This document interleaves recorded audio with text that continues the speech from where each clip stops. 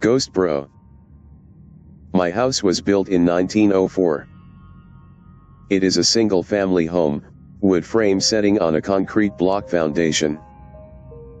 I have been living here for about 12 years. Of all the weird things that my siblings and me have seen or heard in this house, this one event is my favorite. This happened to my brother. About 10 years ago, my brother and his best friends had started a garage band playing mostly Spanish rock, alternative music but in Spanish. His friends could only get together on Sunday afternoons. They would practice into the early evening, and they would usually call it quits by 8 p.m. This was the time I usually showed up and went to bed, cause I worked the graveyard shift. This happened in late fall, so the days were getting shorter. They had just finished a long session when the decision to head to someone else's house came about. My brother handed his car keys to his buddy so they could load up the equipment. Everyone had filed out of the basement, but the tricky part was that they needed to walk all the way to the back of the basement, up the back stairs, through the kitchen doorway, down the hall into the living room and out into the front porch. Everyone was outside sitting in my brother's truck waiting for him. My brother was walking up the back stairs when he remembered that he had left his pancakes in a to-go container sitting on a speaker in the basement. He made the decision to go back. Now the basement is not clean, with full sight lines. There had been partitions made, and the boiler and main heating unit are right smack in the middle. So after my brother walks back, he is about to retrieve his food container, when out of the corner of his eye he sees it.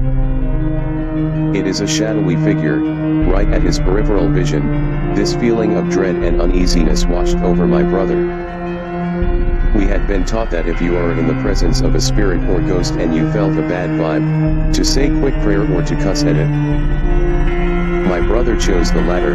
He basically just told it, "Hey, fuck you, I don't have time for this shit." My brother started to walk to the back of the basement and briskly up the stairs, closing doors and turning off lights as he was walking out. The last light switch is on the opposite side of the front door. Luckily the door was open and the light from the street lamp was flooding the living room with its amber light. My brother said he felt something at his back, but at no point did he turn around. As he flicked the last switch, the living room went dark, as did rest of the house. As he stepped out, he pulled on the door, closing it behind him. Still holding his food container in one hand, he jogged down the few porch steps. He walked towards the front gate. Our house resides far from the main street, essentially having a large front yard but no rear garage.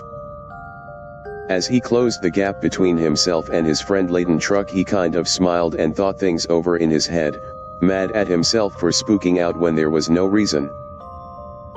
He climbed into the driver's side of the truck, putting on his seatbelt and getting ready to pull out of the parking spot directly in front of the house.